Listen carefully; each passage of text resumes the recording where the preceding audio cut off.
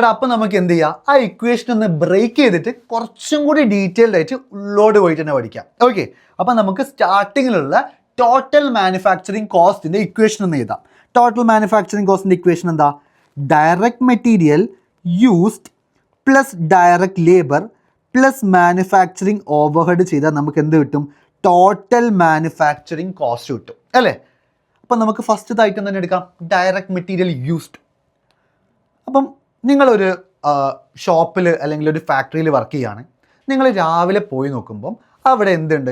അവിടെ raw മെറ്റീരിയൽസിൻ്റെ balance, അതായത് തലേ ദിവസം അല്ലെങ്കിൽ തൊട്ട് മുന്നത്തെ ദിവസം എത്ര റോ മെറ്റീരിയലാണോ അവിടെ എൻഡിങ്ങിൽ ഉണ്ടായിരുന്നത്, അതായത് അവിടെ ലാസ്റ്റിലായിട്ട് ഉണ്ടായിരുന്നത്, അതായിരിക്കും ഈ ദിവസം തുടങ്ങുമ്പോൾ അവിടെ ഉണ്ടാവുക. എടാ ഇന്നലെ രാത്രി നിങ്ങൾ ആ ഒരു ഫാക്ടറി പൂട്ടുമ്പം അവിടെ ഒരു 10 യൂണിറ്റ് റോ മെറ്റീരിയൽ ഉണ്ടെങ്കിൽ ഇന്ന് രാവിലെ നിങ്ങൾ ആ ഫാക്ടറിയിൽ പോകുമ്പം ബിഗിനിങ് റോ മെറ്റീരിയൽ എത്രയായിരിക്കും? 10 യൂണിറ്റ്. ഇന്നലെ രാത്രി എന്താണോ ബാക്കി വന്നത് അതായിരിക്കും ഇന്ന് രാവിലത്തെ ബാലൻസ് അല്ലേ? ഇപ്പം രാവിലെ പോയി നോക്കുമ്പം അവിടെ 10 യൂണിറ്റ് റോ മെറ്റീരിയൽ ഉണ്ട്.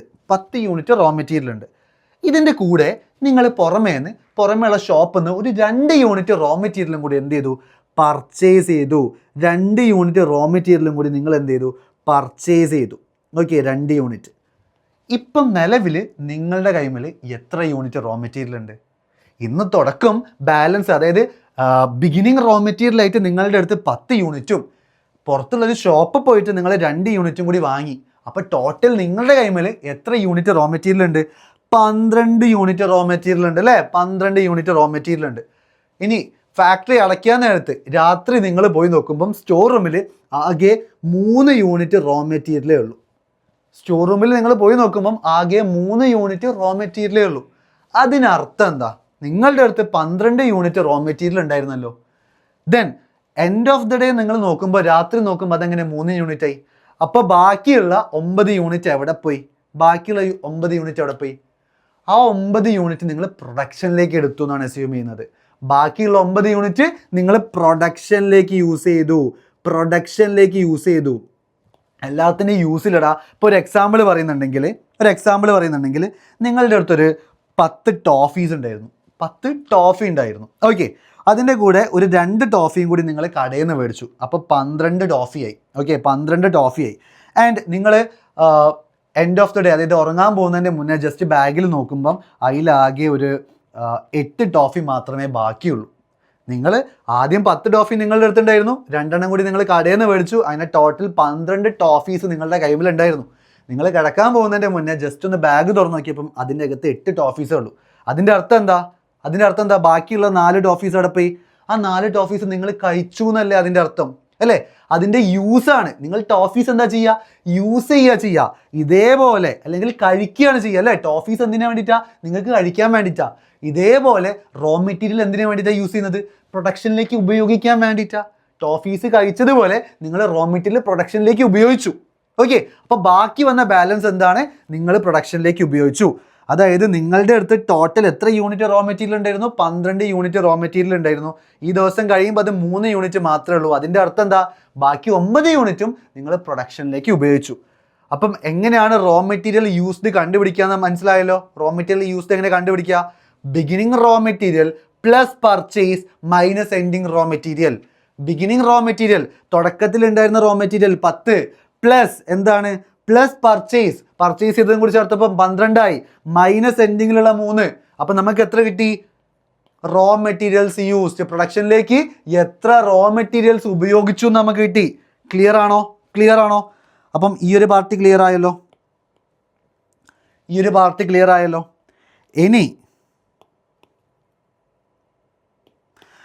അപ്പം നമ്മൾ പറഞ്ഞു ഈ ഒരു ദിവസം തന്നെ പ്രൊഡക്ഷൻ തുടങ്ങി, ഈ ഒരു ദിവസം തന്നെ പ്രൊഡക്ഷൻ അവസാനിക്കുന്ന ഫിനിഷ്ഡ് ഗുഡ്സ് ഉണ്ടെങ്കിൽ അത്രയും ഫിനിഷ്ഡ് ഗുഡ്സിനെ മാനുഫാക്ചർ ചെയ്യാൻ വേണ്ടിയിട്ട് വരുന്ന കോസ്റ്റാണ് ടോട്ടൽ മാനുഫാക്ചറിങ് കോസ്റ്റ് അല്ലേ? Total manufacturing cost. ഇതിൻ്റെ കൂടെ വർക്ക് ഇൻ പ്രോസസ് ആഡ് ചെയ്ത് വർക്ക് ഇൻ പ്രോസസ് എൻഡ് ചെയ്തിട്ടുണ്ടെങ്കിൽ നമ്മൾക്ക് എന്താ കിട്ടുക? കോസ്റ്റ് ഓഫ് ഗുഡ്സ് മാനുഫാക്ചർഡ് കിട്ടുക. ഒരു എക്സാമ്പിൾ നിങ്ങൾ വിചാരിക്കുക. എടാ ശ്രദ്ധിച്ച് കേൾക്കുക. ഇന്ന് മാർച്ച് 12 ആണ് കേട്ടോ. ഈ ദിവസം സ്റ്റാർട്ടിങ്ങിൽ ബിഗിനിങ് വർക്ക് ഇൻ പ്രോസസ് ആയിട്ട് ബിഗിനിങ് വർക്കിംഗ് പ്രോസസ് ആയിട്ട്, അതായത് തൊട്ട് മുന്നത്തെ ദിവസം മാർച്ച് 11-ാം തീയതി റോ മെറ്റീരിയൽസ് പ്രോസസ്സ് ചെയ്യാൻ വേണ്ടി സ്റ്റാർട്ട് ചെയ്തിട്ടുണ്ടാവും. പക്ഷേ അത് 11-ാം തീയതി തന്നെ ഫിനിഷ്ഡ് ഗുഡ്സ് ആയിട്ടുണ്ടാവില്ല. അപ്പം നെക്സ്റ്റ് ഡേയിലേക്ക് അത് ട്രാൻസ്ഫർ ചെയ്യും അല്ലേ. അങ്ങനെ ബിഗിനിങ്ങിൽ ഇന്ന് നിങ്ങൾ നോക്കുമ്പം തുടക്കത്തിൽ വർക്കിംഗ് പ്രോസസ് ആയിട്ട്, അതായത് റോ മെറ്റീരിയൽസ് പ്രോസസ്സ് ചെയ്യാൻ വേണ്ടി തുടങ്ങി, പക്ഷേ ഫിനിഷ്ഡ് ഗുഡ്സ് ആയിട്ടില്ല. അത്തരം പ്രൊഡക്ട്സിൻ്റെ എണ്ണം 8 യൂണിറ്റ് ആണ്. നമ്മളുടെ ബിഗിനിങ്ങിലുള്ള വർക്കിംഗ് പ്രോസസ്സ്, അതായത് 11-ാം തീയതിയോ 10-ാം തീയതിയോ 9-ാം തീയതി പണി തുടങ്ങിയതായിരിക്കും, ഇതുവരെ അത് എൻഡ് ആയിട്ടില്ല. അങ്ങനെ വർക്കിംഗ് പ്രോസസ്സിൻ്റെ ലിസ്റ്റ് എടുത്ത് നോക്കുമ്പം അതിൻ്റെ അകത്ത് 8 യൂണിറ്റ് ഉണ്ട്. ആൻഡ് ഈ ദിവസം അവസാനിക്കുമ്പം എൻഡിങ് വർക്കിംഗ് പ്രോസസ്സിൻ്റെ ലിസ്റ്റ് നിങ്ങൾ നോക്കുമ്പം അതിൻ്റെ അകത്ത് 6 യൂണിറ്റേ കാണുന്നുള്ളൂ.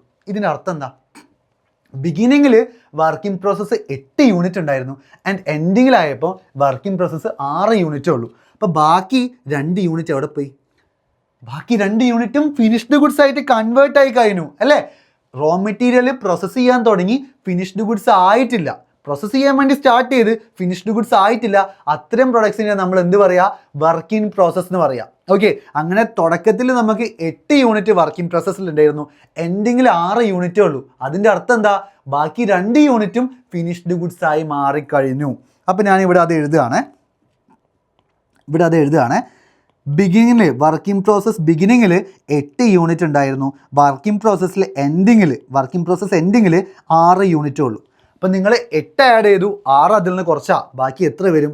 2 യൂണിറ്റ് എന്ന് വരും. ഓക്കെ, അപ്പം നമുക്ക് ടോട്ടൽ മാനുഫാക്ചറിങ് കോസ്റ്റ് എന്ന് പറഞ്ഞാൽ എന്തായിരുന്നു? ഈ ദിവസം തന്നെ സ്റ്റാർട്ട് ചെയ്ത് 12-ാം തീയതി തന്നെ പ്രൊഡക്ഷൻ സ്റ്റാർട്ട് ചെയ്ത് 12-ാം തീയതി തന്നെ പ്രൊഡക്ഷൻ എൻഡ് ചെയ്ത് ഫിനിഷ്ഡ് ഗുഡ്സ് ആയിട്ടുണ്ടെങ്കിൽ അത്തരം പ്രൊഡക്ട്സ് മാനുഫാക്ചർ ചെയ്യാൻ വരുന്ന കോസ്റ്റ് ആയിരുന്നു ടോട്ടൽ മാനുഫാക്ചറിങ് കോസ്റ്റ് അല്ലേ. അതായത് മാർച്ച് 12 തന്നെ സ്റ്റാർട്ട് ചെയ്ത് മാർച്ച് 12 തന്നെ ഫിനിഷ്ഡ് ഗുഡ്സ് ആയത്. അപ്പം നമുക്ക് ടോട്ടൽ മാനുഫാക്ചറിങ് കോസ്റ്റ് കിട്ടി. അതിൻ്റെ കൂടെ ഇന്നലെയോ മെനയാന്നോ തൊട്ട് മുന്നുള്ള ഏതോ ദിവസം സ്റ്റാർട്ട് ചെയ്തിട്ട് ഇന്ന് മാർച്ച് 12-ന് ഫിനിഷ്ഡ് ഗുഡ്സ് ആയിട്ടുള്ള പ്രൊഡക്റ്റ് ഈ 2 യൂണിറ്റ് ഇതും കൂടി ആഡ് ചെയ്യുമ്പോൾ നമുക്ക് എന്താ കിട്ടുക? ഇന്ന് മാർച്ച് 12-ന് ടോട്ടൽ എത്ര ഫിനിഷ്ഡ് ഗുഡ്സ് മാനുഫാക്ചർ ചെയ്തോ അത്രയും ഗുഡ്സ് മാനുഫാക്ചർ ചെയ്യാനായിട്ട് നമുക്ക് വന്നിരിക്കുന്ന കോസ്റ്റ് കിട്ടും. മനസ്സിലായോ?